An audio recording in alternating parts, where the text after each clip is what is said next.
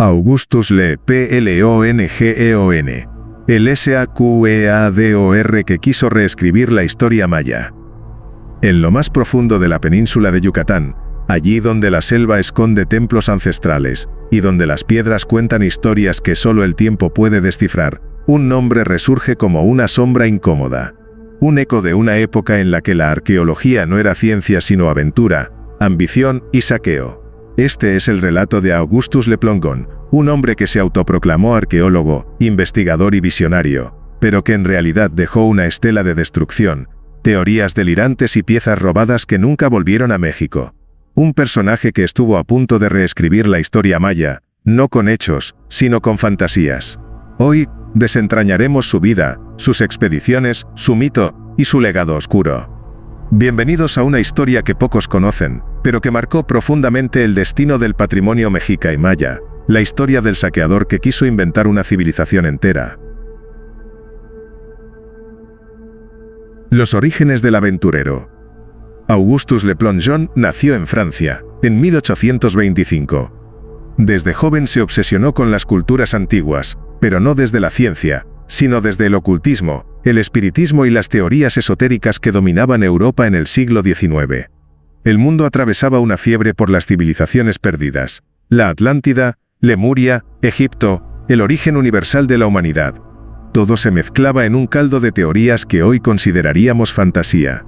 Y en este ambiente, Leplongeon encontró su vocación: viajar, excavar y buscar pruebas de sus ideas. Cuando escuchó historias de las ruinas mayas ocultas en la selva de Yucatán, comprendió que ese sería su destino. Llegada a Yucatán, Leplongeon llegó a México alrededor de 1870, pero no vino como arqueólogo oficial, no representaba a ningún museo ni institución. Llegó como un aventurero, un hombre libre y un hombre sin permisos. El gobierno mexicano apenas estaba reconstruyéndose tras décadas de conflictos internos. La legislación sobre patrimonio era débil. Y figuras como él lo sabían. Yucatán era, para muchos extranjeros, tierra de nadie.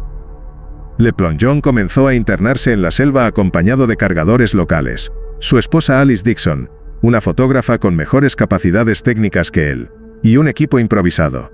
Su método era simple: excavar, intervenir, abrir, mover y tomar todo lo que pudiera.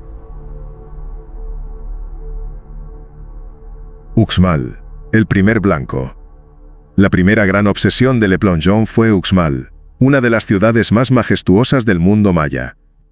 Allí, frente a pirámides que se elevaban como gigantes mitológicos, él no sentía respeto, sentía oportunidad. Fue en Uxmal donde llevó a cabo intervenciones agresivas, levantando piedras estructurales, entrando en cámaras selladas y removiendo estuco y relieves para llevarlos como trofeos. Su objetivo principal era encontrar una figura que él creía real: la reina Mo, un personaje totalmente inventado, pero que él afirmaba haber identificado en varias esculturas. Y mientras buscaba pruebas de su fantasía, destruyó partes enteras del sitio arqueológico.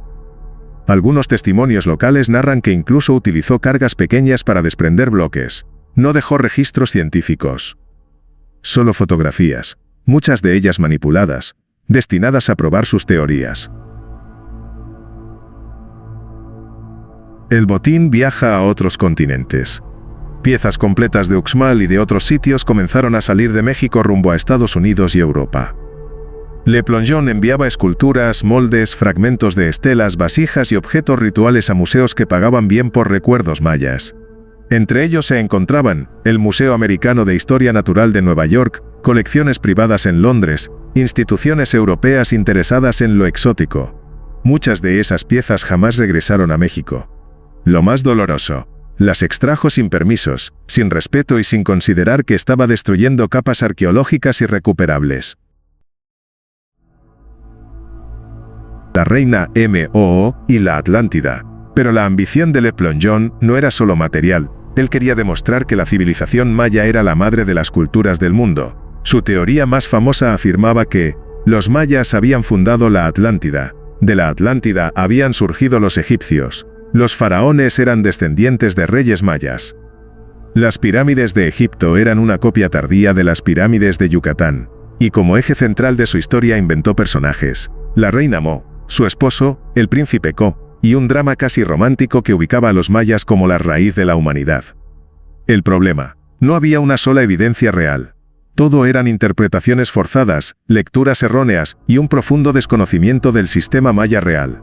Aún así, sus teorías comenzaron a circular en Europa y Estados Unidos, alimentando pseudociencias que hoy persisten en videos conspirativos y libros esotéricos. Chichén Itzá, un saqueo mayor. Después de Uxmal, Le Plongeon dirigió su obsesión hacia Chichén Itzá, y allí, una vez más, intervino estructuras sin permiso, abrió cámaras selladas y extrajo piezas clave. Uno de sus hallazgos más controversiales fue la estatua que él llamó Chacmol, aunque de hecho, él no fue quien halló el Chacmol que hoy conocemos. Su versión del hallazgo era confusa, contradictoria, y estaba cargada de interpretaciones fantásticas. Pero eso no evitó que se llevara fragmentos de esculturas y objetos rituales, y que alterara la estructura de varias plataformas. En su intento por demostrar que todo estaba conectado con su historia maya global, forzó coincidencias, modificó relieves y manipuló fotografías para sostener su narrativa. Destrucción y daños irreparables. El legado físico de Augustus Le Plongeon en Yucatán es trágico. Entre los efectos documentados están daños en muros estructurales de Uxmal, manipulación de relieves de Chichén Itzá, excavaciones que colapsaron cámaras interiores, pérdida total del contexto arqueológico de piezas extraídas, alteración de estratos que hoy serían vitales para comprender la historia maya. Cada acción suya borraba evidencia milenaria. Lo que él destruyó, nadie podrá reconstruirlo jamás. El rechazo científico. Cuando Le Plongeon intentó presentar sus teorías a la comunidad académica, la respuesta fue inmediata: rechazo, burla y críticas severas. Arqueólogos profesionales demostraron que sus afirmaciones eran fantasías. Pero él insistía. Decía que la élite académica quería ocultar su verdad. Una narrativa muy similar a la de muchos pseudoinvestigadores actuales. El exilio intelectual. Los últimos años de Le Plongeon fueron solitarios. Aislado del mundo académico, desacreditado por la arqueología y sin acceso a más sitios arqueológicos de México, dedicó sus días a escribir libros que hoy solo se encuentran en bibliotecas especializadas, como curiosidades de la pseudociencia decimonónica. Murió en 1908, convencido de que había descubierto la verdad, aunque nunca tuvo pruebas reales. El legado oscuro del Plongeon. Hoy, el nombre de Augustus Le Plongeon vive en un rincón peculiar de la historia. Por un lado, algunas de sus fotografías, las auténticas, son valiosas porque muestran las ruinas antes de las restauraciones modernas. Pero su verdadero legado es oscuro. Su saqueo privó a México de valiosas piezas, sus excavaciones destruyeron evidencia arqueológica irrecuperable, sus teorías pseudocientíficas siguen alimentando mitos tóxicos. Y su figura se convirtió en símbolo de una época en que el patrimonio mexicano era tratado como un botín científico. Le Plongeon es recordado no como arqueólogo sino como advertencia, un ejemplo de cómo la ambición disfrazada de ciencia puede dañar para siempre la memoria de una civilización. En los templos mayas, cada piedra tiene un propósito. Cada relieve, cada línea, cada sombra. Habla de un pueblo que supo medir el tiempo, interpretar las estrellas y construir ciudades que desafiaron a la jungla misma.